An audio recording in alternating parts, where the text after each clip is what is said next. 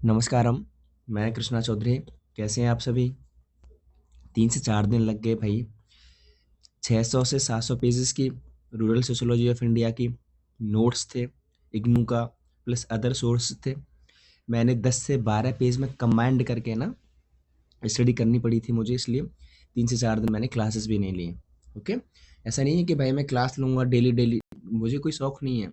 ईमानदारी होनेस्टली से जो भी मिल जाएगा ना आपके लिए, जो भी बन पाएगा बेस्ट सोर्सेस से, मैं उसको रिप्रेजेंट करूँगा आपके लिए, ठीक है? तो कंप्लीट रूरल सोशियोलॉजी यहाँ से हो जाएगी, कंप्लीट हो जाएगी, कुछ और सोर्सेस पढ़ने की ज़रूरत नहीं है, बस आपको क्या करना है, पीवाईक्यूज़ और एमसीक्यूज़ इसके लगाते रहना है, ठीक है? उसके बाद में इसके नोट्स प्लीज़ मत बनाना, मत बनाना, मत बनाना। क्यों कह रहा हूँ? क्योंकि मैं टेलीग्राम ग्रुप में पिन कर दूँगा इसकी पीडीएफ में, कितने सारे नोट्स बनाते घूमोगे आप? अभी समय नहीं रहा है, बस आपको क्या करना है, रिवीज़न करना है, इसको बार-बार देखते रहना है और पीडीएफ से देखते रहिएगा, ठीक है? चलो स्टार्ट करते हैं। टीएल स्मिथ की बुक है सोशियोलॉजी। देखो, इससे पहले थोड़ा-सा चर्चा करने से पहले मैं एक बात और बताना चाहूँगा कि हम किसी भी सब्जेक्ट को क्यों पढ़ते हैं? यार इसलिए पढ़ते हैं कि भई उसका सोसाइटी को क्या बेनिफिट होने वाला है। रूरल सोशियोलॉजी को हम क्यों पढ़ रहे हैं? यार इंडिया में ना 68.8% 60 68.8% क्या है? रूरल पॉपुलेशन है। क्या है? रूरल पॉपुलेशन है भई, ठीक है? एमएसएमई सबसे बड़ा है यहाँ पर, ओके? कृषि एग्रीकल भारत क्या है? कृषि प्रधान देश है। गांधी क्या कह रहे हैं? भारत का दर्शन करना है तो गाँव का दर्शन करो, ठीक है? तो 140 करोड़ जनसंख्या में से 70% जनसंख्या रूरल एरियाज में निवास करती है। जाहिर सी बात है, इसकी स्टडी करना बहुत ज़्यादा इम्पोर्टेंट है, पहली बात तो। दूसरा क्या है कि यार विदेशी थिंकर्स के कॉन्टेक्स्ट में, देसी थिंकर इंडियन थिंकर्स के कॉन्टेक्स्ट में और फील्ड वर्क, इतना ज़्यादा काम हुआ है ना और आगे चल भी रहा है। रूरल सोसाइटी को संभालने के लिए ही ना क्या हुआ था, क्या हुआ, आर्टिकल 40 भारत के संविधान के आर्टिकल 40 में पंचायती राज व्यवस्था की स्थापना करी गई थी। आप सबको याद है ना? तो इतना कुछ स्टडी होती है रूरल सोशियोलॉजी में, होती रहेगी, क्योंकि एकदम से जो 68.8% जो रूरल पॉपुलेशन है वो इतनी जल्दी अर्बन पॉपुलेशन में नहीं चेंज होने वाली है, ठीक है? तो स्मिथ की बुक कौन सी है? टीएल स्मिथ की the sociology of rural life. ये क्या कह रहे हैं? वे ग्रामीण सामाजिक संबंधों के व्यवस्थित ज्ञान को ही हम क्या करें, ग्रामीण समाजशास्त्र कहते हैं। गला बैठ गया है भाई बुरी तरह से। उसके बाद जेवी चिदम्बर की बुक है इंट्रोडक्टरी रूरल सोशियोलॉजी। ये क्या कह रहे हैं कि ग्रामीण, थोड़ा सा फॉन्ट मिस्टेक है भाई इसमें, इग्नू वाली हिंदी जो बुक है वहाँ पे, तो थोड़ा सा इसको अंडरस्टैंडिंग कर लिया करो अपनी तरफ से। ग्रामीण समाजशास्त्र को एक ऐसे वैज्ञानिक अध्ययन के रूप में परिभाषित किया जा सकता है जो ग्रामीण मानव का उन समूहों के संदर्भ में अध्ययन करता है जिन समूहों के मध्य वह ग्रामीण मानव अंतः क्रिया करता है, ठीक है? सैंडरसन साहब क्या कह रहे हैं, इनकी बुक देख लो, rural sociology and social organisation. ये भाई चारों बुक ना आपको, चारों बुक फर्स्ट ऑफ ऑल चारों बुक आपको याद रखनी है। Smith, Chidambar, Sanderson, Nelson, Lowry Nelson. ये ऑब्जेक्टिव टाइप में पूछ लेगा और फिर लगाते रहना, पता ही नहीं चलेगा कहाँ से आया है, क्योंकि नॉर्मल बुक्स में तो दे नहीं रखी है ना, ठीक है? सैंडरसन की क्या बुक है? Rural sociology and social organisation में ये क्या कह रहे हैं कि ग्रामीण समाजशास्त्र ग्रामीण पर्यावरण में निहित जीवन का समाजशास्त्र है। बहुत इंपॉर्टेंट डेफिनेशन है इनकी ये रूरल सोशियोलॉजी के लिए। ये ग्रामीण समाजशास्त्र ग्रामीण पर्यावरण में, रूरल सोशियोलॉजी क्या है? रूरल इन्वायरमेंट में निहित जीवन का समाजशास्त्र है। नेंसल क्या कह रहे हैं रूरल सोशियोलॉजी में कि ग्रामीण समाजशास्त्र की विषय सामग्री विभिन्न प्रकार के समूह जैसे ग्रामीण पर्यावरण में पाए जाते हैं का विवेचन में विश्लेषण करता है, ठीक है? तो नेल्सन और सैंडरसन की जो डेफिनेशन है ना वो बहुत करीब करीब है। ये भी रूरल एनवायरनमेंट की बात करते हैं और ये भी रूरल एनवायरनमेंट की बात करते हैं, लेकिन ये क्या बात कर रहे हैं, विवेचन, एनालाइज और विश्लेषण की, ठीक है? ये प्लीज आप याद रखिएगा। तो डेफिनेशन तो इनकी बस सैंडरसन वाली डेफिनेशन आप याद रखिएगा, बाकी स्मिथ, चिदम्बर, सैंडरसन और नेल्सन की जो बुक है ना, प्लीज आप वो याद रखते रहिएगा। उसके बाद स्टुअर्ट शेपन क्या कह रहे हैं, social structure and rural society, बहुत इंपॉर्टेंट बुक है भाई। तो 5 बुक को तो आपको याद रखनी है। ये क्या कह रहे हैं इस पे, भाई इन्होंने ना अपनी परिभाषा में 3 इंपॉर्टेंट बातें बताई हैं। कितनी बताई हैं? 3 इंपॉर्टेंट। मैं क्यों कह रहा हूँ ऐसा? तो भाई ये क्वेश्चन भी पूछा जाएगा कि 3 पॉइंट्स 4 पॉइंट दे देगा। अब चैपन की स्टूडेंट चैपन साहब की छांटते रहना कि भाई कौन कौन सी विशेषताएं ग्रामीण समाजशास्त्र के बारे में उन्होंने बताई हैं। प्लीज 3 महत्वपूर्ण बातों को स्पष्ट करा है स्टूडेंट चैपन साहब ने social structure and rural society में। बुक भी इतनी ही इम्पोर्टेंट है जितनी इनकी परिभाषा के 3 पॉइंट इम्पोर्टेंट है। ठीक है, कौन कौन से हैं? ग्रामीण सामाजिक संगठन, rural social organisation, rural population. Okay, ठीक है, तो 3 है ये। उसके बाद में तो कौन कौन से हैं देखो, पहला तो हाँ ये है, दूसरा उसके बाद जनसंख्या, उसके बाद तीसरा कौन है देखो यहाँ से ग्रामीण समाज, यहाँ से निकाल लो। ग्रामीण जीवन का समाजशास्त्र, ग्रामीण जनसंख्या, ग्रामीण सामाजिक संगठन और ग्रामीण समाज। तो 3 मेन पॉइंट को आपको दिखाया है। स्टूडेंट चैपन ने बताया कि भाई ये रूरल सोसाइटी होती है, इससे बन के रूरल सोसाइटी बनती है। आई रिपीट, रूरल सोसाइटी में क्या होते हैं स्टूडेंट चैपन साहब के अनुसार? ग्रामीण सामाजिक संगठन होता है, रूरल पॉपुलेशन होती है और पॉपुलेशन से मिलकर क्या बनती है? एक सोसाइटी बनती है। 3 चीज़ें समझ आ गई आपको। उसके बाद में ए आर देसाई साहब क्या कह रहे हैं? रूरल सोशियोलॉजी इन इंडिया, इतनी ही इंपॉर्टेंट बुक है भाई, बहुत पूछी जाती है और ये बुक आजकल लोगों के पास मिल भी जाती है, पढ़ते भी हैं इस बुक को। तो ये क्या कह रहे हैं? 4 इन्होंने क्या बताई, इंपॉर्टेंट चीज़ें बताई हैं कि भाई ग्रामीण समाजशास्त्र ग्रामीण पर्यावरण में मानवीय संबंधों का अध्ययन करता है। दूसरा, ग्रामीण समाजशास्त्र के अंतर्गत ग्रामीण समूह, ग्रामीण सामाजिक प्रक्रियाओं, अंतःक्रियाओं, ग्रामीण सामाजिक संरचना, आई मीन इन्होंने एक होल लाइफ मतलब एक पूरी बहुत सारी चीज़ों को विशेषता बताकर इन्होंने एक होल डेफिनेशन दी है। ग्रामीण समाजशास्त्री संपूर्ण ग्रामीण जीवन का ही विज्ञान है। ये वाला ना इनका पॉइंट, ये वाले पॉइंट से ना भाई क्या करना है आपको, ये याद रखिएगा कि ये पॉइंट ना सीधा डेफिनेशन में उठा के पूछ ली जाएगी कि भाई ये डेफिनेशन कौन देता है कि ग्रामीण समाजशास्त्री संपूर्ण ग्रामीण जीवन का ही विज्ञान है। ओके, चलो इसमें अब बात करते हैं टी एल स्मिथ। स्मिथ साहब की कौन सी बुक है? देखो ये वाली, the sociology of rural life. ठीक है, तो स्मिथ साहब ने भी क्या बोला है भाई, इन्होंने भी रूरल सोशियोलॉजी के 3 भागों में बांटा है। ठीक है, जैसे स्टुअर्ट चैपन ने 3 भागों में बांटा था उसी तरह स्मिथ ने भी 3 भागों में बांटा है। जनसंख्या में बांटा है भाई, संगठन में बांटा है और सामाजिक क्रियाओं में बांटा है। बस आप इतना भर याद रखें इसको। ठीक है, ओके, पहला, दूसरा, तीसरा, टी.एल. स्मिथ ने, याद रखिएगा। लॉरी लॉरी नेल्सन की थोड़ी सी परिभाषा देख लेना, लेकिन इनकी बुक प्लीज याद रखना, rural sociology dimensions and Horizons, please याद रखिएगा, बहुत इंपॉर्टेंट बुक है इनकी। ठीक है, तो इन्होंने भी हाँ रूरल सोशियोलॉजी को कितने में भागों में बांटा है? 3 भागों में, मानवीय संबंधों में, समय परिप्रेक्ष्य में, टाइम एक्सपेक्ट में और डीप स्टडी में। ठीक है, तो हाँ 4 पार्ट आपको, एक तो स्टुअर्ट चैपन के, स्मिथ का, नेल्सन का और ठीक है, तो इनके भाई याद रखना है प्लीज, बुक्स भी याद रखनी है, इनका क्लासिफिकेशन भी याद रखना है। ठीक है, चलो आगे बढ़ते हैं। देसाई साहब क्या कह रहे हैं? देसाई क्या कह रहे हैं कि भाई आपने क्या बोला है कि ग्रामीण समाज के क्षेत्र में विभिन्न विद्वानों को विचारों को अध्ययन करने के बाद निम्न विचार व्यक्त किए हैं। इन्होंने की डेफिनेशन देखो, सभी एक मत से घोषणा करते हैं कि ग्रामीण समाजशास्त्र का प्रमुख लक्ष्य ग्रामीण सामाजिक संगठन, उसकी संरचना, प्रकार और विकास की वस्तुवर्ग प्रवृत्ति का वैज्ञानिक, व्यवस्थित और व्यापक अध्ययन करके इसके विकास के नियमों की खोज करना है। बहुत इंपॉर्टेंट डेफिनेशन है। जैसे संस्कृति की परिभाषा ना, कल्चर की परिभाषा में कौन, ए एल क्रोवर बहुत बड़ी परिभाषा देते हैं, उसमें सब कुछ डाल देते हैं वो एक ही परिभाषा में। उसी तरह रूरल सोशियोलॉजी की परिभाषा में ए आर देसाई साहब ने बहुत कुछ डाला है। देखो क्या क्या डाला है कि सभी एक मत से घोषणा करते हैं कि रूरल सोशियोलॉजी के प्रमुख लक्ष्य क्या है? ग्रामीण सामाजिक संगठन, उसकी संरचना, उसका स्ट्रक्चर, उसका फंक्शन, उसका डेवलपमेंट एस्पेक्ट, ठीक है, उसका साइंटिफिक एस्पेक्ट, उसका होल स्टडी करना है। तो 4-5 चीज़ें हैं।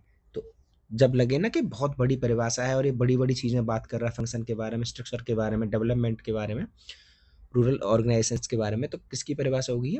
ये आर देसाई साहब की परिभाषा होगी। ठीक है, चलो इंपॉर्टेंट परिभाषा एक और देख लेते हैं कि गांव में रहने से उत्पन्न समस्या या अनेक समस्याओं को ही सामान्यतः ग्रामीण समाजशास्त्र की विषय वस्तु माना जाता है। कौन, किसने कहा है? सिम्स ने कहा है। प्लीज आप याद रखिएगा, किसने कहा है?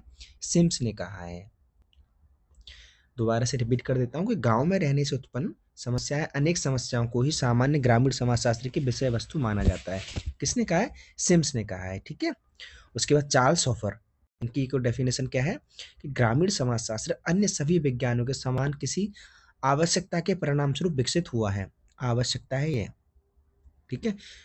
मैं फिर से रिपीट कर देता हूँ कि ग्रामीण समाजशास्त्र अन्य सभी विज्ञानों के समान किसी आवश्यकता के परिणाम स्वरूप विकसित हुआ है। किसने कहा है? चार्ल्स हॉफर साहब ने कहा है। ओके। उसके बाद देसाई का क्या कह रहे हैं? ए आर देसाई कि ग्रामीण समाजशास्त्र का मूल कार्य ग्रामीण समाज के विकास के नियमों की खोज करना है। बहुत इंपोर्टेंट डेफिनेशन है भाई, बहुत ज्यादा इंपोर्टेंट डेफिनेशन है। क्या कह रहे हैं? ग्रामीण समाजशास्त्र का मूल कार्य क्या है? ग्रामीण समाज के विकास के नियमों की खोज करना है। किसके नियमों की खोज करना है? विकास के नियमों की खोज करना है। ठीक है। तो इंपोर्टेंट परिभाषा है, याद रखिएगा। सिम्स का मैं नंबर डाल देता हूँ 1, 2 और 3। ठीक है। उसके बाद रूरल सोसाइटी में जो अध्ययन हुए हैं थोड़े से, जो इंपॉर्टेंट बुक है पूछ ली जाती है, कॉमन बुक है, सबको पता है, लेकिन फिर भी कंफ्यूज हो जाते हैं बाकी सारे लोग इसमें। तो ए आर देसाई की कौन सी बुक है? Rural sociology in India. S C Dubey की कौन सी बुक है? इंडियन ब्लेस है। एम एन श्रीनिवासन की इंडियाज ब्लेस है। और मैके मेरिट की कौन सी है? ब्लेस इंडिया है। ठीक है। चलो, ब्रिटिश सरकार क्या है? ब्रिटिश सरकार ने कृषकों में विद्यमान असंतोष की ओर ध्यान दिया और 1926 में कृषि पर रॉयल कमीशन की स्थापना की। रॉयल कमीशन तो 1926 में क्या है? फर्स्ट रॉयल कमीशन की स्थापना हुई, एस्टेब्लिश हुआ। किसके लिए? एग्रीकल्चर के लिए। तो आप इस फैक्ट को भी आप याद रखिएगा। ठीक है। Then G Keatinge and Harold Mann ने मुंबई में क्या है, और ईबी लुकोस ने पंजाब में। देखो अब स्टडी पूछ ली जाती है कि कटिंग्स और हेराल्ड मैन ने कहाँ स्टडी करी? रूरल सोशियोलॉजी के लिए बॉम्बे में करी। लुकास ने कहाँ स्टडी करी? पंजाब में करी। ठीक है।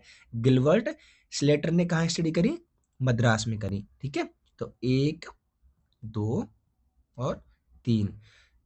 हाँ ठीक है, 3 थिंकर्स की स्टडी को आप याद रखिएगा कि किस किसने कहाँ स्टडी करी है। उसके बाद में 1949 में ग्रामीण समाजशास्त्र से संबंधित प्रथम संपादित पुस्तक ए आर देसाई की, इनकी फर्स्ट इनकी बुक है introduction to rural sociology in India. ठीक है। ये बुक आप, क्योंकि इनकी इंडिया में रूरल, भाई रूरल सोसाइटी के लिए पहली बुक थी इनकी इंडिया में। ठीक है। इंडियन कॉन्टेक्स्ट में। उसके बाद में कुछ इंपॉर्टेंट फैक्ट है जिनकी बुक है। कास्ट ईयर की कौन सी बुक है? ट्वाइस बॉर्न, याद रखिएगा। एफ जी बेली सब जानते हैं। Caste and economic frontier. ठीक है। S C Dube India changing villages. Oscar Lewis village life in northern India. Albert Mayer pilot project in India. भाई याद रखना ये book, pilot project India. A C Mayer की caste and kinship in central India. देखो Oscar Lewis की क्या है? ठीक है, नॉर्थ इंडिया में है। और एसी मेयर की कहाँ स्टडी करी है? Caste and kinship in central India में है। ठीक है। तो ये इंपोर्टेंट बुक है, इसमें ना कंफ्यूजन मत कर लेना है आप लोग। ओके। आगे बढ़ते हैं कि ग्रामीण अध्ययनों के आधार पर निर्मित अवधारणाएं। मजूमदार ने डिसेंसिटाइजेशन का कॉन्सेप्ट दिया। रेडफील्ड ने किसका कॉन्सेप्ट दिया? दीर्घ और लघु परंपराओं का। ठीक है। मैकी मेरिट ने सार्वभौमिकरण और स्थानीयकरण की परंपराओं की अवधारणा दी। यूनिवर्सलाइजेशन और प्रोक्रियलाइजेशन। ठीक है। ऐसी दुबे ने लघु एवं दीर्घ परंपराओं के स्थान पर मल्टी डायमेंशनल परंपराओं का अध्ययन, मतलब 6 तरीके से क्या बताते हैं भाई? 6 तरीके की परंपराएं बताते हैं, मल्टी डायमेंशनल ट्रेडिशंस की बात करते हैं। तो क्वेश्चन सीधा पूछ लिया जाता है कि किसने भाई मल्टी डायमेंशनल ट्रेडिशंस की बात करता है? कौन करता है? ऐसी दुबे साहब बात करते हैं। ठीक है। उसके बाद ऑस्कर लेस ने ग्रामीण राजनीतिक सामाजिक जीवन को समझने के लिए, अब देख लेना, ऑस्कर लेविस ने किसका? ग्रामीण राजनीतिक सामाजिक जीवन को समझने के लिए। देखो यहाँ पॉलिटिकल एंगल डाल दिया यहाँ पे। अब क्या पूछ लिया जाएगा? देखो ये पूछ लिया जाएगा कि भाई ऑस्कर लेविस ने किस आधार पर गुट का अध्ययन किया? तो आपने क्या लिखा है, आपने क्या पढ़ा है यहाँ पे? ग्रामीण राजनीतिक सामाजिक जीवन, पॉलिटिकल सोशल लाइफ। न कि यहाँ क्या लिखा है? Political economic life. न कि यहाँ क्या लिखा है? Social and economic life. लिखा क्या है? Political and social life. आप समझ पा रहे हैं ना कि मैं क्या कह रहा हूँ? ऑस्कर लेविस साहब ने ग्रामीण सामाजिक जीवन का अध्ययन करने के लिए क्या आधार बनाया उन्होंने? भाई ग्राम की राजनीति ली और ग्राम का सामाजिक जीवन लिया, ना कि उन्होंने क्या करा? ग्राम का इकोनॉमिक एस्पेक्ट लिया। ठीक है। तो समझने के लिए नातेदारी पर आधारित। ठीक है। अब देखना है यहाँ जो मैं पॉइंट बता रहा हूँ, ये तो ये हो गया नातेदारी पर आधारित। किस पर आधारित है? मेन किस पर है? गुट। नातेदारी पर आधारित गुट का अध्ययन किया।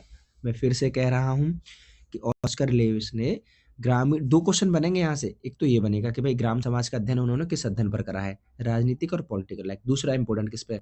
कि गुट का अध्ययन, गुट का अध्ययन किसके बेसिस पे करा है? तो नातेदारी पर आधारित गुट। ठीक है, नातेदारी पर बेस्ड उन्होंने क्या अध्ययन करा है? गुट का अध्ययन करा है। इसलिए मैं बार बार एम्फेसाइज करके आपको ये पॉइंट आपको मैं बता रहा हूँ। ठीक है, चलो।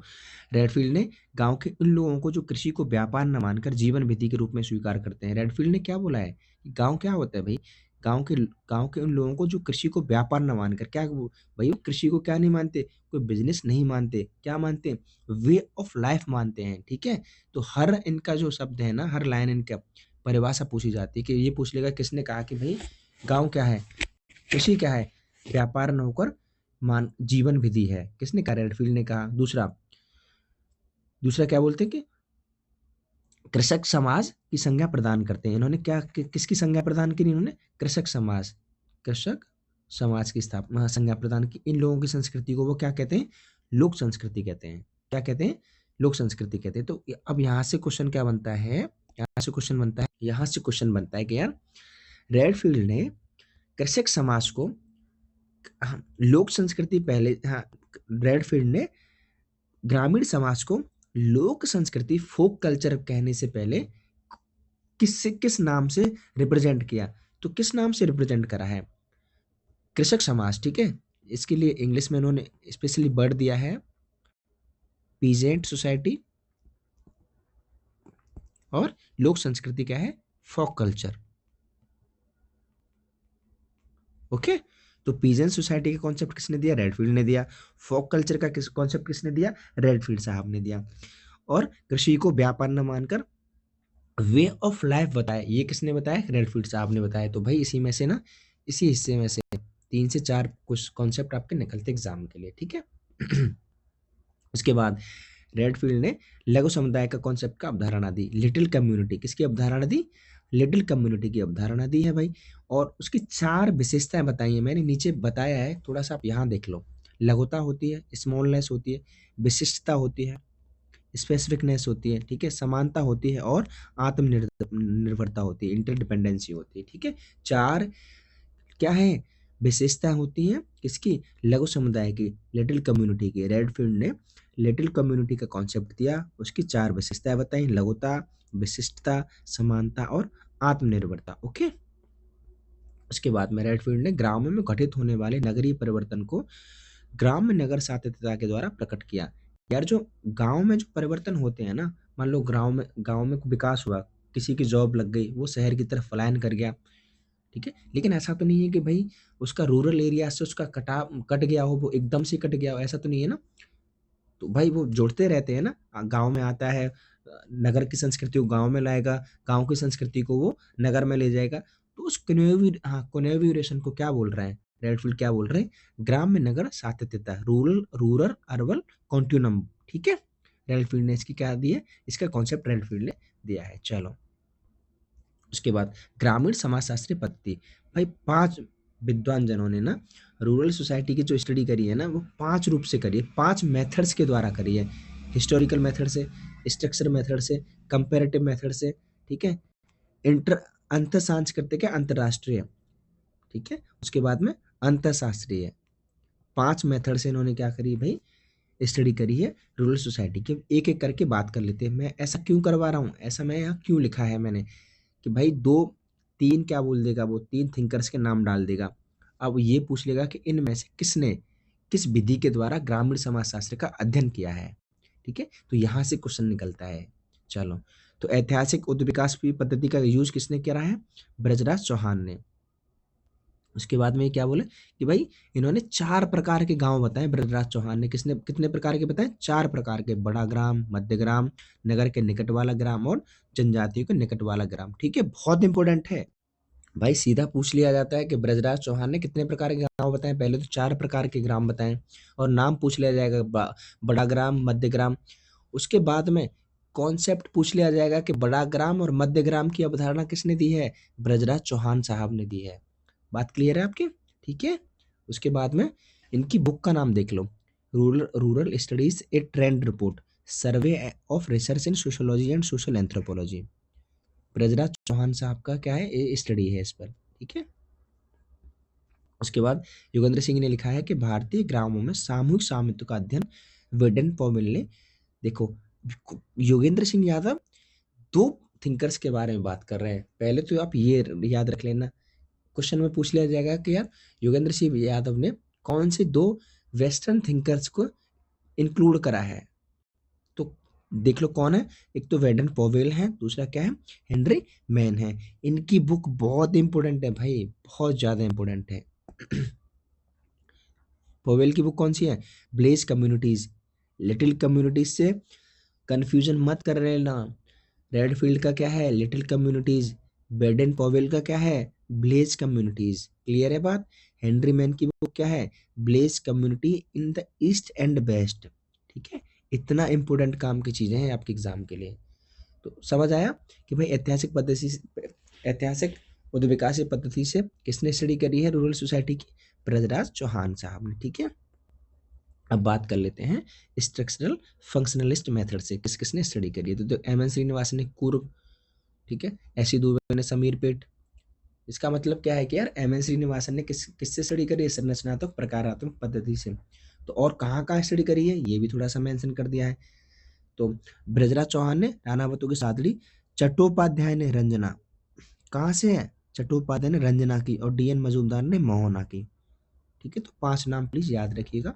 कॉमन क्वेश्चन है, इसमें से 2 अनकॉमन क्वेश्चन है, ये पूछ लिए जाते हैं। अब तुलनात्मक पद्धति की बात कर लेते हैं। तुलनात्मक पद्धति से किस किसने रूरल सोसाइटी की स्टडी करी है। तो देखो, गिलबर्ट स्लेटर ने दक्षिण भारत के 12 गांव का अध्ययन करा है। ये पूछ लेगा भाई कि गिलबर्ट स्लेटर ने दक्षिण भारत कितने गांव का अध्ययन करा है, 12 गांव का अध्ययन करा है। ठीक है। भारतीय ग्रामों के अध्ययन में तुलनात्मक पद्धति का Oscar Lewis, Yogesh Atal, S C Dubey, Y विदामले, रामकृष्ण मुखर्जी। ठीक है। आप ये इंपॉर्टेंट बात याद रखिएगा, गिलबर्ट स्लेटर वाली। उसके बाद अब बात करते हैं ऑस्कर लेस ने मैक्सिको के ग्राम टोपोजलान की तुलना भारत के। अब ये देखो यहाँ से क्वेश्चन कैसे फंसेगा कि भैया किस विद्वान ने मैक्सिको के टोपोजलान की तुलना भारत के रानीखेड़ा से की है। किसने करी है, समझ आ गया आपको? ऑस्कर लुइस ने करी है। ये क्वेश्चन आपका यहाँ से निकल आएगा। ठीक है। उसके बाद में योगेश अटल, इनकी बुक का नाम प्लीज याद रखिएगा, चेंजिंग फ्रंटियर ऑफ कास्ट है। एसी मेयर की बुक अलग है, योगेश अटल की बुक अलग है, चेंजिंग फ्रंटियर ऑफ कास्ट। के मध्य प्रदेश के खेटिया और राजस्थान के खेड़ी ग्राम का तुलनात्मक अध्ययन करा। भाई 2 गांव का फिर से नाम याद रखना पड़ेगा आपको। योगेश अटल की बुक का नाम क्या है, चेंजिंग फ्रंटियर ऑफ कास्ट है। इन्होंने एमपी के खेटिया और राजस्थान के खेड़ी ग्राम का। ठीक है। तो ये समझ आ गया। और प्रोफेस्टाइन ने मैसूर के 6 ग्रामों का तुलनात्मक अध्ययन करा है। प्रोफेस्टाइन ने मैसूर के 6 ग्रामों का करा है। इनकी बुक क्या है, economic development and social change. बहुत इंपॉर्टेंट बुक है भाई। ये पता है किससे हम कंफ्यूज कर देते हैं, जे मेनार्ड कीन से कर देंगे, या फिर ऑस्कर लुइस से कर देंगे, या फिर किससे कर देंगे हम, मैक्स वेबर से कर देंगे। उनकी सोशल ऑर्गेनाइजेशन वाली जो बुक है। तो यहाँ से चीज़ें मिलती हैं हमें हमें रूरल सोशियोलॉजी में बहुत एक 7 से 8 सवाल पूछ लिए जाते हैं। अच्छा खासा चंक होता है भाई रूरल सोशियोलॉजी की यूनिट का एग्जाम में। ठीक है। चलो उसके बाद क्या है, के.एल. शर्मा ने राजस्थान के 6 ग्रामों का the changing rural stratification system. ये वाली बुक याद रखना है भाई, के.एल. शर्मा की, और राजस्थान के 6 ग्रामों का अध्ययन करा है। उसके बाद रामकृष्ण मुखर्जी ने बंगाल के बांकुरा जिले के 6 ग्रामों का तुलनात्मक अध्ययन करा है। रूरल क्लास, ये वाली बुक याद मत रखना आप। उसके बाद जी.एच. घुरिये ने बिहार के तालुका जिले के ग्रामों का तुलनात्मक अध्ययन करा, और उनकी बुक आती है anatomy of rural urban community development. बहुत इंपॉर्टेंट बुक है। ओके। चलो अब बात करते हैं अंतर सांस्कृतिक या अंतरराष्ट्रीय पद्धति के बारे में।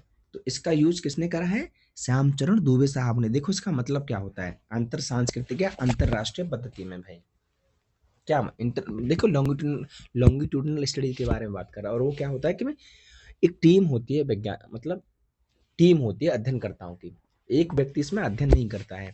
तो बहुत सारे लोग मिलके ना एक टीम बनाते हैं और समस्या का समाधान करते हैं। स्टडी करने के साथ में, आई रिपीट, स्टडी करने के साथ में वो समस्या का समाधान करते हैं। कौन सी विधि है? अंतर सांस्कृतिक या अंतरराष्ट्रीय पद्धति। ठीक है, इसका यूज किसने करा है? श्यामचरण दुबे ने। कौन सी बुक है? India changing village. यार जो सीडीपी था ना, कब आया था? 2 अक्टूबर 1952 को। कम्युनिटी डेवलपमेंट प्रोग्राम, सामुदायिक विकास कार्यक्रम, जो अमेरिका के हेल्प से हम चला रहे थे ना इंडिया में। तो इसकी फाइनल स्टडी करने के लिए कि भाई इसने प्रोग्रेस कितना करा है, इसमें क्या क्या सही चीज़ें निकल के आई हैं, फाइंड आउट करने के लिए, और इसमें कमियां क्या क्या रही हैं उसका सोल्यूशन देने के लिए श्यामचरण दुबे और उसकी टीम के द्वारा, ऐसी दुबे और उनकी टीम के द्वारा एक स्टडी करी गई, और स्टडी का परिणाम कौन सी बुक में लिया गया? इंडिया चेंजिंग ब्लेज में। अब क्लियर है आपको? ठीक है, चलो। ग्रामीण समुदाय की अवधारणा, रूरल कम्युनिटीज की अवधारणा, ये हाँ टॉपिक है, और इसमें 3 से 4 परिभाषाएं हैं, पूछी जाती हैं, पूछी जाती रहेंगी। तो बोगार्ड्स की सबसे पहले देख लो।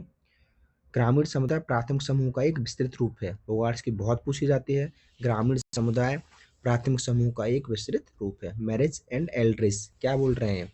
ग्रामीण समुदाय के अंतर्गत संस्थाओं एवं ऐसे व्यक्तियों को समावेशन या समावेत होता है जो एक छोटे से केंद्र के चारों ओर संगठित होते हैं तथा सामान्य और प्राथमिक हितों द्वारा आपस में बंधे रहते हैं। फेयर चाइल्ड, सैंडरसन की परिभाषा पूछी जाती है। देखो, मेरिल एंड एल्ड्रेज वाली याद रख लेना, बोगार्ड्स वाली याद रख लेना, और सैंडरसन वाली याद रख लेना। ये क्या बोल रहा है कि भाई एक ग्रामीण समुदाय एक संघ का वह स्वरूप है जो एक स्थानीय क्षेत्र में जनता एवं उसकी संस्था के बीच पाया जाता है, जिसमें वे बिखरे हुए खेतों झोपड़ियों में रहते हैं, जो प्राय उसकी सामान्य गतिविधियों का केंद्र होता है। प्लीज याद रखते रहिएगा। ओके, देन नगरीय समुदाय की अवधारणा में क्या क्या है? गिस्ट एंड हेल्बर्ट ने क्या बोला है? सभ्यता के जन्म के समान ही नगरों का जन्म भूत के अंधकार में खो गया। बहुत ही इंपॉर्टेंट परिभाषा है, याद रखते रहिएगा। ठीक है, गिस्ट एंड हेल्बर्ट क्या बोल रहे हैं कि सभ्यता के जन्म के समान ही नगरों का जन्म भूत के अंधकार में खो गया है। ओके, उसके बाद लुईस वर्थ क्या बोल रहे हैं कि समाजशास्त्री दृष्टिकोण से, लुईस वर्थ क्या कह रहे हैं कि भाई नगर की परिभाषा में उन्होंने क्या बोला है कि भिन्नता वाले व्यक्तियों के बड़े घने बसे हुए व स्थायी निवास के रूप में की जा सकती है। क्या बोल रहे हैं? नगरीय परिभाषा, नगरीय समुदाय की परिभाषा में क्या बोल रहे हैं लुईस वर्थ कि समाजशास्त्री दृष्टिकोण से एक नगर की परिभाषा सामाजिक भिन्नता वाले व्यक्तियों के बड़े घने बसे हुए व स्थायी निवास के रूप में की जा सकती है। ठीक है, अच्छा अब देख लो, अब बात कर ले कि भाई नगर क्या है, मतलब कस्बा हम किसको कहेंगे? ये क्या है? हम जो सेंसस निकलता है ना हमारा, उसके अकॉर्डिंग। ठीक है, तो थोड़ा सा इस पर नज़र रख लेना कि फ्रांस में कितने व्यक्ति होते हैं, अमेरिका में कितने व्यक्ति होते हैं, उस जनसंख्या को हम नगर कहते हैं। लेकिन इंडिया वाला थोड़ा सा हमें चीज़ें याद रखनी होंगी। कस्बे के लिए 3 हमारे पास क्या है? मेजरमेंट है। उस मेजरमेंट के द्वारा हम बता सकते हैं कि कौन सा कस्बा है, कौन सा नगर है, कौन सा गांव है। ठीक है तो 5,000 से अधिक जनसंख्या हो, क्या हो? 5,000 से अधिक जनसंख्या हो। घनत्व कितना होना चाहिए? कितना होना चाहिए? 400 व्यक्ति प्रति वर्ग किलोमीटर स्क्वायर। कितना होना चाहिए? और उसमें 5,000 भाई लोगों में 75% लोग, 5,000 का क्या हुआ? 5,000 लोगों में जो 75% लोग हैं उनका व्यवसाय कैसा होना चाहिए? कृषि कार्यों में नहीं होना चाहिए। क्या होना चाहिए उनका? औद्योगिक कार्यों में उनका व्यवसाय होना चाहिए। तो 3 इंपॉर्टेंट मेजरमेंट हैं कस्बे के लिए, जो हम बताते हैं कि भाई ये क्या है? ये कस्बा है। ये तीनों इंपॉर्टेंट मेजरमेंट पूछे जाते हैं। ठीक है, हमें भी तो पता होना चाहिए ना कि भाई कस्बा है क्या आखिर में। उसके बाद थियोडोरसन की एक परिभाषा है। वो बताते हैं कि नगरीय समुदाय एक समुदाय है जिसमें उच्च जनसंख्या घनत्व, गैर कृषि व्यवसाय की प्रमुखता, जटिल श्रम विभाजन से उत्पन्न उच्च श्रेणी का विशेषीकरण, और स्थानीय सरकार की औपचारिक क्या है? औपचारिक व्यवस्था पाई जाती है। नगरीय समुदाय की विशेषता, भाई देखो थोड़ा सा, ये जो फॉन्ट है ना, ये अलग फॉन्ट है। पुराने फॉन्ट में इनकी बुक्स हैं, अभी नया फॉन्ट है उसमें नहीं इन्होंने रीप्रिंट कराया इनको, तो थोड़ा थोड़ा हिंदी लिखने में इनको परेशानी हुई इग्नू वालों को। ठीक है, तो परिभाषा कंटिन्यू करते क्या कह रहे हैं कि नगरीय समुदाय की विशेषता जनसंख्या की विभिन्नता, अवैयक्तिक एवं द्वितीयक संबंधों का प्रचलन तथा औपचारिक सामाजिक नियंत्रण पर निर्भरता है। तो बड़ी सी परिभाषा है भैया इसकी, और बहुत सारे फैक्ट डाले हैं इन्होंने नगरीय समुदाय के बारे में। कौन देता है परिभाषा? थियोडोरसन और थियोडोरसन। ओके, उसके बाद चार्ल्स जे गाल्पिन और उनके साथी, क्या है, चार्ल्स जे गाल्पिन और उनके साथियों ने किसकी अवधारणा दी है, रर्बनाइजेशन की अवधारणा दी है। और इंडियन कॉन्टेक्स्ट में इसी अवधारणा को कौन देता है, जीएस घुरिए। याद रखिएगा भाई प्लीज, ये आई है परिभाषा, यूपीपीसीएस में 2 बार आ चुकी है परिभाषा, एमपीपीसीएस में 2 बार आ चुकी है कि रर्बनाइजेशन के कॉन्सेप्ट किसने दिया। अगर वहाँ जीएस घुरिए नहीं होगा तो कौन होगा, गाल्पिन होगा। अगर गाल्पिन नहीं है तो आंसर क्या होगा, जीएस घुरिए होगा। ठीक है। सूरकिन एंड जिमरमैन की बुक पढ़ लो, याद रखनी है, principle of rural urban sociology. उसके बाद रिजमैन की बुक याद रखनी है आपको, द अर्बन प्रोसेस है। ओके। अब ग्रामीण का अर्थ एवं परिभाषा देख लेते हैं कि भाई ग्रामीण आखिर होता क्या है। ओके। तो देखो, प्राथमिक संबंध सबको पता है कि भाई ग्रामीणों में क्या होता है, प्राथमिक संबंध पाए जाते हैं, बहुत ज़्यादा घनिष्ठता पाई जाती है ना। तो यही सब है। तो पॉल लैंडेस ने ग्रामीण शब्द की व्याख्या के लिए, ग्रामीण शब्द की व्याख्या के लिए इन्होंने क्या बोला कि भाई 2 से इन्होंने 3 चीजें बताई कि भाई क्या है, भाई ये प्रकृति पर प्रत्यक्ष निर्भर होते हैं, सीमित इनका आकार होता है, घनिष्ठ एवं प्राथमिक संबंध होते हैं। इसी प्रकार लैंडेस के अनुसार ग्रामीण वह क्षेत्र है जिसके निवासी प्रत्यक्ष रूप से प्रकृति पर निर्भर हैं, जिसका आकार सीमित हो और उसमें घनिष्ठ एवं प्राथमिक संबंध पाए जाते हैं। तो ग्रामीण का अर्थ क्या है वो पॉल लैंडेस बता रहे हैं, इसलिए मैंने परिभाषा मैंने यहाँ इंटेंशनली डाली है, ऐड करी है। ठीक है। वर्ट्रॉन ने ग्रामीणता के निर्धारण में 2 आधार बताए हैं, इनका भी थोड़ा सा क्लासिफिकेशन देख लेना कि भाई ग्रामीण कौन है, भाई कृषि द्वारा जिसको जीवन लिवलीहुड करता हो और कम घनत्व वाला जनसंख्या क्षेत्र हो। ठीक है। अब ये तो हो गई परिभाषा ग्रामीण की। अब रूरल क्या है, कम्युनिटीज की परिभाषा देखते हैं कि क्या क्या है। ठीक है। 4 परिभाषा है, सिम्स की है, मैरिज एल्ड्रिच की है, सैंडरसन की है और हेराल्ड पीक की है। तो इसमें से मेरिल और एल्ड्रिच वाली देख लेना और उसके बाद सिम्स वाली देख लेना, थोड़ा सा सैंडरसन वाली देख लेना, ये तो थोड़ा सा इंपॉर्टेंट है, ये दोनों वाली तो देख के ही जाना आप लोग। गांव का वर्णन का बहुत इंपॉर्टेंट क्वेश्चन है भाई। क्या है, महाभारत के अनुसार सर्वप्रथम वर्गीकरण में 2 भाग बतलाए हैं, किसके, गांव के 2 हैं महाभारत के अनुसार। गांव के क्या है भाई, क्या है ये पूछ लेगा कि प्रथम घोष और द्वितीय ब्रज क्या है, ये पूछ लेगा सीधा सीधा आपको कि प्रथम घोष और द्वितीय ब्रज क्या है। तो क्या है, एक गांव का वर्गीकरण है और कहाँ मेंशन है, महाभारत में मेंशन है। हेरोल्ड पीक का वर्गीकरण, कितने प्रकार के गांव बताए हैं, 3 प्रकार के गांव बताए हैं। और उसके बाद में डिस्पर्स ब्लेस की अवधारणा ही भी दी है। तो 2 चीजें आप हेरोल्ड पीक के बारे में याद रखिएगा, 3 प्रकार के गांव का वर्गीकरण करा है, उसके बाद में डिस्पर्स ब्लेस की अवधारणा भी दी। ये ज्यादा इंपॉर्टेंट है डिस्पर्स विलेज वाली। ठीक है। श्यामचरण दुबे ने, एस सी दुबे ने कितने प्रकार के वर्गीकरण करे हैं भाई, 6 प्रकार के गांव बताए, कितने प्रकार के बताए, 6 प्रकार के। भाई जिस तरह वो 6 प्रकार की परंपराएं बताते हैं उसी तरह 6 प्रकार के गांव भी बताते हैं, प्लीज आप याद रखते रहिएगा इस चीज को। उसके बाद में ग्रामीण समुदायों के विघटन का कारण, अब समझते हैं कि भाई जब से पंचायतें खत्म हुई हैं, औद्योगिकरण हुआ है, पारिवारिक संस्था टूटी है, जाति के मानक टूटे हैं, तो सीधी सी बात है ग्रामीण समुदाय में भी बहुत विघटन हुआ है। विल्स ने क्या लिखा है, विल्स की परिभाषा याद रखते रहिएगा, ग्राम अधिकांशतः नगर का ही एक भाग बन चुके हैं। किसने कहा कि ग्राम अधिकांशतः नगर का ही एक भाग बन चुके हैं, किसने कहा है भाई, विल्स ने कहा है। ठीक है।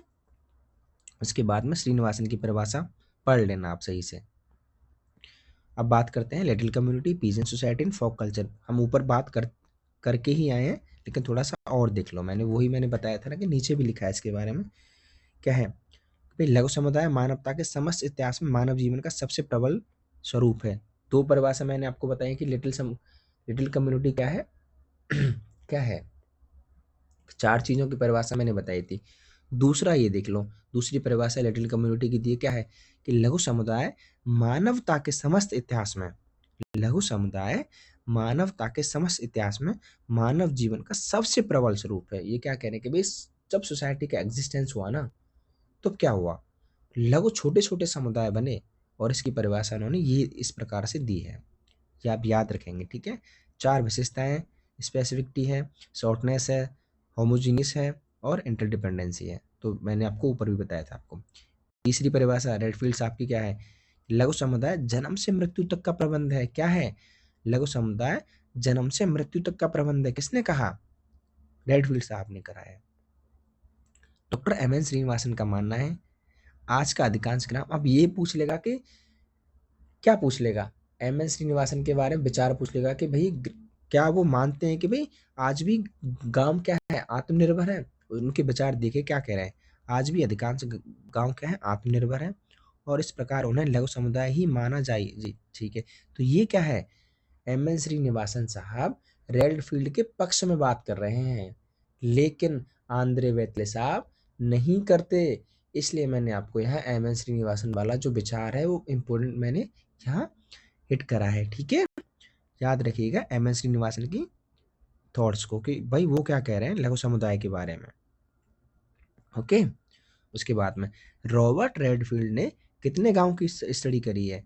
37 गांव की स्टडी करी है। प्लीज ये मेंशन है स्पेशली इग्नू में, तो पूछ लिया जाएगा। ठीक है, कृषक अवधारणा, पीजेंट सोसाइटी की अवधारणा किसने दी है? रॉबर्ट रेडफील्ड ने दी है। ठीक है, तो ये क्या है, अब इन्होंने क्या बताया कि भाई रेडफील्ड ने कृषक समाज पीजेंट सोसाइटी की अवधारणा दी, इसके माध्यम से वे ग्रामीण समाज की आंतरिक एवं भाषा संरचना को समझाने का प्रयत्न करते हैं। कृषक समाज की अवधारणा को समझने के लिए कृषक किसे कहा गया यह जानना आवश्यक है, क्योंकि कृषकों से ही कृषक समाज का निर्माण होता है। देखो हम जनरली कृषक समझ लेते कि भाई जिसके पास खेती है, जो खेत करता है, लेकिन ऐसा सच मायने में नहीं है। काश्तकार अलग होते हैं, कृषक अलग होता है, और कई प्रकार के कृषक होते हैं। सीमांत कृषक है, भूमिहार, बहुत सारे कृषक होते हैं, बहुत सारा इनमें क्लासिफिकेशन है, लेकिन कुछ विद्वानों ने अपने आप से अपनी तरह से इस पर स्टडी करके ना बताया है। तो आंद्रे बैत्य के विचार क्या है इस पर? साधारण बोलचाल की शब्दावली में कृषकों को कई अर्थ लिए, लेकिन 3 प्रकार के इन्होंने प्रकाश डाला है। कृषक कौन है? आंद्रे बैत्य के अनुसार क्वेश्चन पूछा जाता है सेम डिट्टो उस पर। कृषक कौन है? कृषक भूमि से जुड़ा हो वो कृषक है, समाज में उसकी निम्न परिस्थिति हो, क्या हो, लो स्टेटस हो उसका, परिस्थिति लिखी है, और मजदूरों का क्या है, वो भाई मजदूरों का पूरक हो। तो 3 तत्व जब किसी के साथ घटित होते हैं तो वो कौन है? वो क्या है? वो पीजेंट है, वो क्या है? वो कृषक है।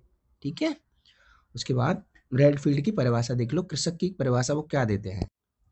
वे ग्रामीण लोग जो जीवन निर्वाह के लिए अपनी भूमि पर नियंत्रण बनाए रखते हैं और उसे जोतते हैं, तथा कृषि जिनके जीवन के परंपरागत तरीकों का एक भाग है, और जो कुलीन वर्ग या नगरीय लोगों की ओर देखते हैं और उनसे प्रभावित होते हैं।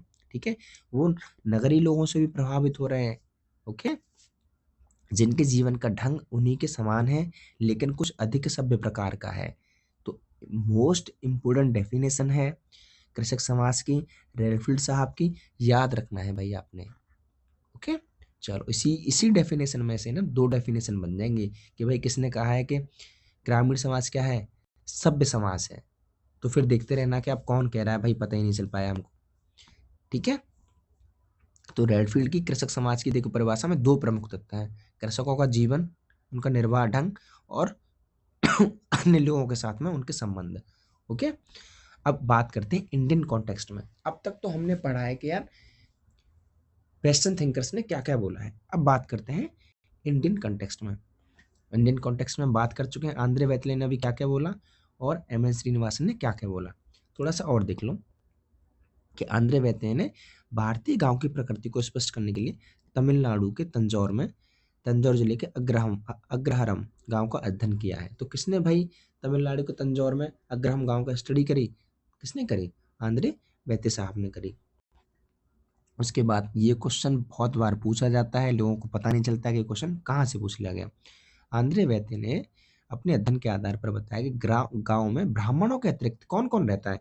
वेलाज रहते हैं, कालाज रहते हैं, और पड़ियाज रहते हैं, पौड़ियासिस। ठीक है, तो 3-4 प्रकार के उन्होंने वर्ग बताए हैं गांव में, ब्राह्मणों के अतिरिक्त वेलाज, कालाज और पौड़ियासिस रहते हैं। ओके, इनसे तीनों समूह से मिलकर क्या बनता है? गांव का कृषक समूह बना है। तंजौर जिले में उन्होंने बताया कि भाई ये होता है। तो मोस्ट इंपोर्टेंट फैक्ट है भाई, याद रखते रहिएगा। उसके बाद में क्या है, रॉबर्ट रेडफील्ड द्वारा प्रतिपादित कृषक समाज की अवधारणा भारतीय ग्रामीण समुदाय पर पूरी तरह लागू नहीं होती। ये कथन और एसर्शन और रीजनिंग वाले क्वेश्चन में पूछ लिया जाएगा। कि रेडफील्ड के द्वारा क्या भारतीय समाज पर उनकी अवधारणा पूरी तरह से लागू होती है या नहीं। तो ये क्वेश्चन यहाँ से आता है निकल के इग्नू से। तो ये इंपॉर्टेंट लाइन है उनकी। यह अवधारणा यूरोपीय वास्तविकता का तो चित्रण करती है, परंतु ग्रामीण भारत की वास्तविकताओं का नहीं करती। प्लीज याद रखिएगा इसको, ठीक है। कृषक समाज मध्यवर्ती स्थिति में है। इसके एक और जनजाति समाज है तो दूसरी ओर नगरीय समाज है। किसकी अवधारणा है, किसकी परिभाषा है? एल क्रोवर की परिभाषा है। पीजेंट एंड पीजेंट सोसाइटी किसकी बुक है? थियोडोर सैनिन की बुक है। कुछ क्वेश्चन है इंपोर्टेंट। भारतीय समाज के ग्रामीण खंड के लिए इस शब्द कृषक समाज का प्रयोग उचित नहीं है, यह विद्वान किसने बोला? भारत भाई, जो ग्रामीण खंड है ना, जो रेडफील्ड ने बोला है कि भाई कृषक समाज है, वो उचित नहीं है। ये कौन कह रहा है? आंद्रे बैते कह रहे हैं। रेडफील्ड की लोक संस्कृति की अवधारणा के विचार के स्रोत कौन है? रेडफील्ड ने भाई जो फोक कल्चर का जो कॉन्सेप्ट लिया है ना, वो कौन कौन से विचारकों से लिया है? एच.एस. मैन से लिया है, दुर्खिम से लिया है, टोनिस से लिया है, कि सभी से? भाई सभी से लिया है, याद रखिएगा। इतना इंपॉर्टेंट क्वेश्चन है। उसके बाद लिटिल एंड ग्रेट ट्रेडिशन की बात कौन करता है? देखो, लिटिल और ग्रेट ट्रेडिशन देता है रेडफील्ड, देता है, यूज करा है मिल्टन सिंगर ने यूज करा है, ओके, और मैकियम मेरिट ने यूज करा है। तो मॉरिस गिन्सबर्ग ने लिखा है कि परंपरा, देखो मॉरिस गिन्सबर्ग की परिभाषा देख लो परंपरा पर। परंपरा का अर्थ उन सभी विचारों, आदतों, प्रथाओं का योग है जो व्यक्तियों के एक समुदाय से संबंधित होता है और एक पीढ़ी से दूसरी पीढ़ी को हस्तांतरित होता है। अब योगेंद्र सिंह की परिभाषा देख लो आप, ये क्या कह रहे हैं? Tradition and modernity in India में परंपराओं की व्याख्या करते हुए लिखा है कि परंपरा किसी समाज की संचित विरासत नहीं है। परंपरा क्या है? किसी समाज की एक्यूमुलेटिव हेरिटेज नहीं है, जो सामाजिक संगठन के समस्त स्तरों पर छाई रहती है। भाई एक समाज की कोई निश्चित विरासत नहीं है, सारे समाजों की विरासत है जो संचित होकर सभी समाजों पर छाई रहती है। जैसे मूल्य व्यवस्था, वैल्यू सिस्टम, सामाजिक संरचना और व्यक्तिक संरचना। तो मूल्य व्यवस्था, सामाजिक संरचना और व्यक्तिक संरचना परंपरा की परिभाषा में कौन बात कर रहे हैं?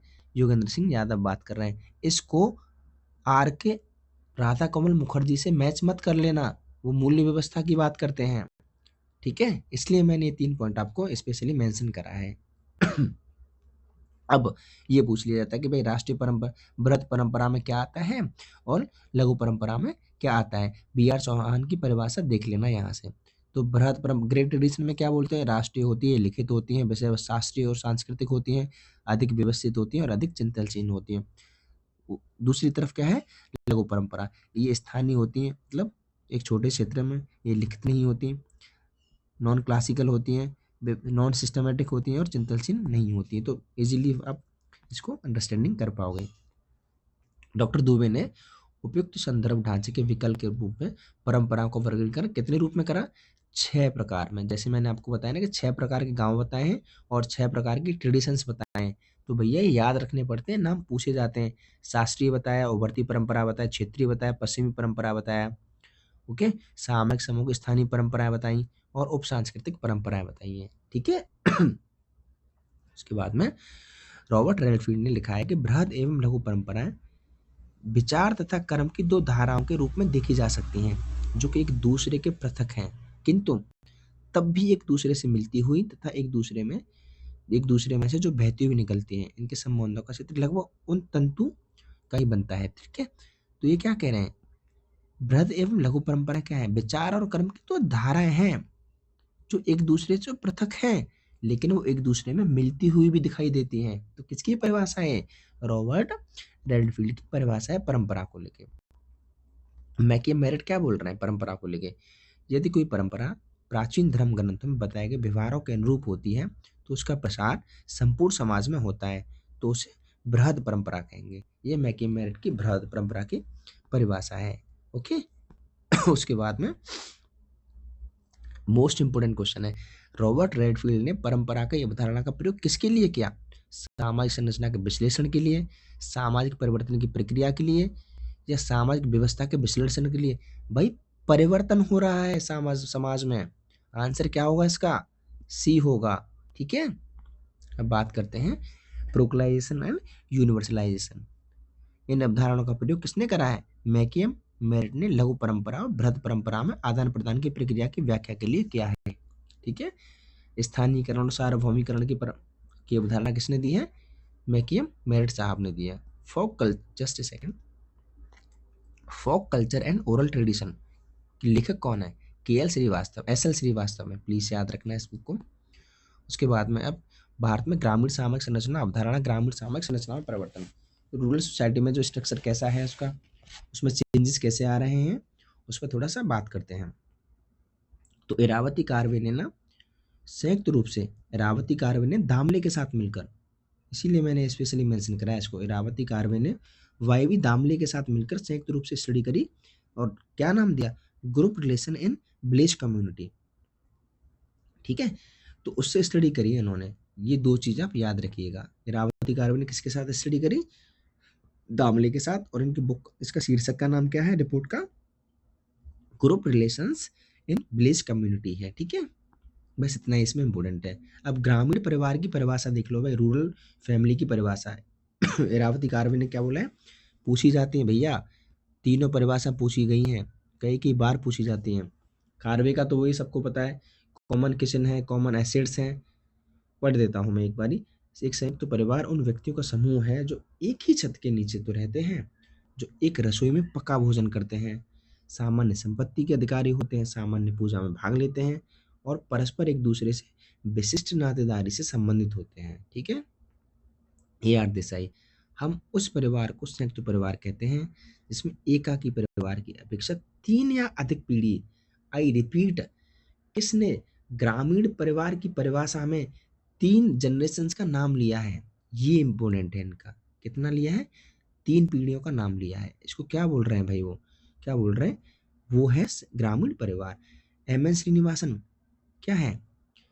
वह गृहस्थ समूह जो प्रारंभिक परिवार से बड़े होते हैं और जिनमें सामान्य 2 या 2 से अधिक एकाकी परिवार पाए जाते हैं। ये कितने परिवार की बात कर रहे हैं भैया? ये तो 2 या 2 से अधिक परिवार की बात कर रहे हैं, एकाकी परिवार की। और देसाई किसकी बात कर रहे हैं? 3 या उससे अधिक बात कर रहे हैं। और इरावती कार्वे की परिभाषा तो बिल्कुल अलग ही है। तो इतना सा डिफरेंस कर पाओगे ना आप ग्रामीण परिवार की परिभाषा में। अब नातेदारी का अर्थ और परिभाषा समझ लेते हैं भाई। रेडक्लिफ ब्राउन के अनुसार नातेदारी सामाजिक उद्देश्यों के लिए स्वीकृत है संबंध है जो कि सामाजिक संबंधों के परंपरागत संबंधों का आधार है। उसके बाद ऐसी दूबों की परिभाषा देख लो। मानव समाज में जन्म या विवाह के आधार पर परिवारों के सदस्यों, संबंधों और व्यवहारों के दृष्टिकोणों से एक दूसरे के निकट तो आ जाते हैं, जिससे कुछ सामाजिक संबंधों की रचना होती है और सामाजिक संबंधों की इसी व्यवस्थित व सुव्यवस्थित संबंध श्रृंखला को नियोजित करने वाली प्रथा को नातेदारी कहा जाता है। ओके, राम आहूजा पढ़ लेना इसको, तीनों इंपोर्टेंट हैं नातेदारी का, रेडक्लिफ ब्राउन का, एसी दुबे का और राम आहूजा का। ये क्या कह रहे हैं? परिस्थितियों और भूमिकाओं और संबंधों की एक ऐसी संचरित व्यवस्था जिसमें नातेदार प्राथमिक, द्वितीयक, तृतीयक व दूरस्थ। GP मर्डॉक से इसको कंफ्यूजन मत कर लेना। बात समझ आई आपको? प्राथमिक, द्वितीयक, तृतीयक व दूरस्थ जटिल श्रृंखलाबद्ध बंधनों द्वारा परस्पर संबंध बंधे रहते, वो क्या है? वो नातेदार है। ये सब जानते हैं कि 3 प्रकार के श्रेणियों में प्राथमिक नातेदार संबंध, द्वितीयक संबंधी और तृतीयक संबंधों की किसने क्लासिफाई करा है? GP मर्डॉक ने। प्राइमरी नातेदारी कितने प्रकार की है? 8 प्रकार की। सेकेंडरी किनशिप कितने प्रकार की होती है? 33। और टर्सरी किनशिप कितने प्रकार की होती है? 151 प्रकार की। ओके, चलो। लीला दुबे की बुक क्या है? सोशियोलॉजी ऑफ किनशिप है, याद रखिएगा। Iravati Karve UPHA assistant professor 51 में और 50 में कुछ, हाँ 51 में पूछा गया था, सॉरी 50 में पूछा गया था कि भाई हिंदी जो भाषा है वो कौन से परिवार से बिलोंग करती है। ओके, तो इरावती कार्वे के इंपोर्टेंट फैक्ट है, पढ़ लेते हैं कि भौगोलिक क्षेत्र के आधार पर संपूर्ण भारत की बंधुत्व व्यवस्था, मतलब नातेदारी व्यवस्था को चार रूपों में तो बांटा है और 3 भाषाई रूपों में बांटा है। कंफ्यूजन इधर से उधर चीजों को मत कर देना। 4 रूपों में बांटा और 3 भाषाई रूपों में बांटा, मतलब 4 तो भौगोलिक क्षेत्रों में बांटा है और 3 भाषाई रूपों में बांटा है। ओके, तो भैया 4 भौगोलिक क्षेत्र देख लो आप पहले, उत्तरी, मध्य, दक्षिणी और पूर्वी। गलती से क्या है? सेंट्रल है, ये वेस्ट नहीं है। सेंट्रल ठीक है, बेस्ट शब्द नहीं है, याद रखिएगा इस चीज को। तो क्लासिफिकेशन पूछ लेता है कि भाई 4 क्लासिफिकेशन बताओ नातेदारी के। इरावती कार्वी के अनुसार उत्तरी क्षेत्र है, सेंट्रल एरिया है, साउथ सदर्न एरिया है और ईस्टर्न एरिया है। ठीक है, और अपना यूपी देख लो कहाँ आता है, नॉर्थन इंडिया में आता है। उसके बाद में भाषाई आधार इनका क्या है, भारोपी परिवार है, द्रविड़ परिवार है और आग्नेय एशिया। तीन देखो, ये तो 3 तो भाषाई आधार है और ये क्या है, 4 भौगोलिक आधार पर नातेदारी व्यवस्था को बांटा है। तो अब देख लो भारोपी परिवार में कौन कौन सी भाषा आती है, पंजाबी, सिंध, बिहारी, हिंदी। हिंदी को पूछा गया था कि हिंदी भाषा कौन से परिवार से संबंधित है, भारोपी परिवार से। आंसर क्या होगा उसका, भारोपी परिवार। बात क्लियर है ना? ठीक है, चलो अब देखो ग्राम विवाह में, जो गांव में जो विवाह होता है ना, उसमें बहुत सारे निषेध होते हैं भाई, कि भाई शादी कहाँ करनी है, कौन सी जाति में करनी है, कौन सी सबकास्ट में करनी है, कौन सा गोत्र मिल रहा है, पिता की ओर से कितने गोत्र हैं, माता की ओर से कितने गोत्र हैं, है ना, ये सब चीजें देखी जाती हैं। तो सपिंड भरे विवाह क्या है, इसका मतलब क्या है, माता की ओर से ना 5 और पिता की ओर से 7 पीढ़ियां, क्या है, माता की ओर से तो 5 पीढ़ियां देखी जाती हैं कि भाई वो सब, ठीक है, और पिता की ओर से कितनी पीढ़ियां देखी जाती है, 7 पीढ़ियां देखी जाती हैं। उसमें विवाह नहीं हो सकता है क्योंकि उनके सपिंडी मान, उनको क्या माना गया, एक ही पिंड से, पिंड देखो सपिंड क्या है, एक ही पिंड से पैदा होने वाले लोग। तो इसका मतलब क्या है कि भाई माता का जो वंश है उसमें 5 पीढ़ियों के बाद ही शादी हो सकती है एक व्यक्ति की, और पिता का क्या है, जो पिता क्या है उसकी 7 पीढ़ियों के बाद शादी हो सकती है उस पीढ़ी में, पिता वाली में। गोत्र बहिर्विवाह का मतलब क्या है, अपनी उत्पत्ति एक पूर्वज से मानने वाले सगोत्री होते हैं। ये क्या बोलते हैं कि भाई हम एक ही गोत्र से, एक ही पूर्वज से उत्पन्न हैं, तो समान गोत्र है हमारा, तो भैया समान गोत्र में तो शादी नहीं हो सकती ना यार।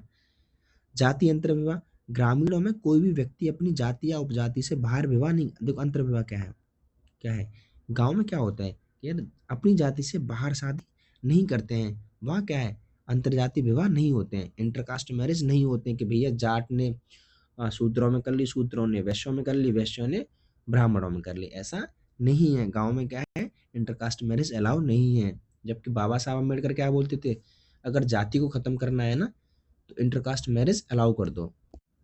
गांव में क्या होता है, गांव से बाहर बहिर्विवाह होता है। नॉर्थ इंडिया में तो भाई गांव में विवाह नहीं होता है, साउथ में होता है। अन्य निषेध भी है, टोटम में है, ये है सब। उसके बाद में परिवार ही एक विवाह का आधार है, परिवार ही विवाह का आधार है, किसने कहा, वेस्ट मार्क्स साहब ने कहा है। पिडिंगटन की परिभाषा पूछी जाती है इसलिए मैंने यहाँ मेंशन करी है। एक विवाह विवाह का वह स्वरूप है जिसमें कोई भी पुरुष एक से अधिक स्त्रियों से विवाह नहीं कर सकता है। एक विवाह की परिभाषा दी है किसने, पिडिंगटन ने। ठीक है, इसके बाद the dominant caste in a region of central India, A C Mayer की बुक है। उसके बाद में योगेंद्र सिंह ने परंपरागत भारतीय गांवों में शक्ति संरचना कितने आधार बताए। ठीक है, बहुत इंपॉर्टेंट क्वेश्चन है। योगेंद्र सिंह ने परंपरागत भारतीय गांव में शक्ति के कितने रूप बताए, 3 बताए हैं। ठीक है, चार्ल्स मेटकॉफ ने भारतीय ग्रामीण समुदायों के बारे में लिखा है कि कौन है, समुदाय क्या है, छोटे गणराज्य, लिटिल क्या है, छोटे गणराज्य है भाई ये। चार्ल्स मेटकॉफ ने क्या बोला है ग्रामीण समुदाय को, भैया क्या है, छोटे गणराज्य हैं। डॉक्टर राधा कमल मुखर्जी ने क्या बोला है अपनी पुस्तक डेमोक्रेसीज ऑफ द ईस्ट में, पंचायत को क्या बोला है, मोस्ट इंपोर्टेंट क्वेश्चन है ये, राधा कमल मुखर्जी से जो पूछा जाता है, क्या लिखा है इन्होंने कि अपनी पुस्तक डेमोक्रेसी ऑफ द ईस्ट में पंचायतों को किसने द्रविड़ संस्था माना, मुंडा द्रविड़ संस्था माना, किसने माना है, राधा कमल मुखर्जी साहब ने माना है। याद रखिएगा भाई, बहुत मोस्ट इंपोर्टेंट क्वेश्चन है। Structure of Hindu society N K Bose की बुक है, याद रखना। आधुनिकीकरण पर समाजशास्त्रियों के विचार, ऐसे दुबे क्या बोल रहे हैं आधुनिकीकरण की परिभाषा में। दुबे का मत है कि भारतीय गांवों में परंपरा और आधुनिकता विरोधाभास के रूप में मौजूद है। ऐसे दुबे क्या कह रहे हैं यार आधुनिकीकरण के बारे में कि यार इंडिया में क्या है, परंपरा भी है और आधुनिकता है, लेकिन दोनों में कॉन्ट्राडिक्शन है। वहीं योगेश सेठल क्या कह रहे हैं कि भारतीय गांव में परंपरा आधुनिकता साथ साथ चल रही है। तो वही फैक्ट मैं बताना चाह रहा हूँ आपसे कि दुबे तो मानते हैं कि यार दोनों में अलग अलग भेद है, दोनों साथ साथ नहीं चल सकते हैं। योगेश सेठल क्या बोल रहे हैं कि नहीं, आधुनिकता परंपरा के साथ साथ चल रही है। उसके बाद कुछ इंपॉर्टेंट क्वेश्चन है। आधुनिकीकरण का क्षेत्र जीवन के सभी पहलुओं तक मानते हैं। आधुनिकीकरण का क्षेत्र जीवन के सभी पहलुओं तक पहुंच गया है। कौन कह रहा है? ए आर देसाई साहब कह रहे हैं। मॉडर्नाइजेशन इंडियन पीजेंट किसकी बुक है? सुरेंद्र जेटली की बुक है। कास्ट इन इंडिया पुस्तक में हट्टन ने किस प्रभु जाति का हरिजनों के साथ संघर्ष का वर्णन किया है? कल्लार के साथ करा है। बहुत मोस्ट इंपोर्टेंट क्वेश्चन है भाई। ग्रामीण सामयिक समस्या पूछा जाता है। सीमांत किसान किसको कहते हैं? 1 हेक्टेयर जिससे कम जमीन हो। लघु किसान किसको बोलते हैं? 2 हेक्टेयर तक भूमि हो। अर्ध मध्यम किसान किसको बोलते हैं? 2 से 4 और मध्यम किसान 4 से 10 हेक्टेयर की भूमि हो। ओके, अब बात करते हैं। ए.आर. देसाई कहते हैं कि निर्धनता न केवल ग्रामीण लोगों के स्वास्थ्य, भाई देखो ग्रामीण लोगों में जब निर्धनता होती है तो कितनी कितनी कंडीशंस नहीं बन जाती है, तो इस पे थोड़ा सा बात करते हैं। उसके बाद इन्होंने दो दो इसमें इंपॉर्टेंट क्वेश्चन है। किसने बेकार व्यक्ति उसी को माना है जो अपनी इच्छा होते हुए भी वेतन वेतनभोगी कार्य नहीं पा सकता है? कौन बात कर रहा है ग्रामीण बेरोजगारी के रूप में? डी मेलो ने परिभाषा दी है। उसके बाद बहुत इंपॉर्टेंट क्वेश्चन है। बेकारी मतलब बेरोजगारी को 2 रूपों में किसने विभाजित किया? एक तो व्यक्तिगत इंडिविजुअल और नॉन इंडिविजुअल किसने बांटा? एलियट और मेरिले। बहुत मोस्ट इंपोर्टेंट क्वेश्चन है भाई। उसके बाद रूरल रिकंस्ट्रक्शन। तो आज इतना ही करते हैं, सेकंड पार्ट में कल आपको पढ़ा दूंगा। ठीक है, चलो मिलते हैं नेक्स्ट वीडियो में, बने रहिए। Have a good day. जय हिंद।